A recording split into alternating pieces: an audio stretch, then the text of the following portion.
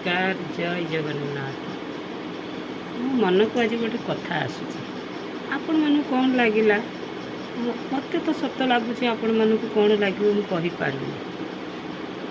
ये जो मोबाइल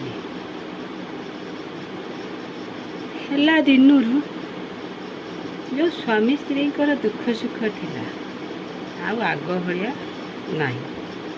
स्वामी माने कर्म क्षेत्र आसिले मोबाइल धरी बसिले आउ दुख सुख नहीं। पिला माने जदि कर्म क्षेत्र रे आसिले से माने मोबाइल धरी बसिले बुझिले कि तापर छोट छुआ जदि कांदुची ताकू माँ माने कौन करुचंती ना मोबाइल धरी देले काम कले बुझिले।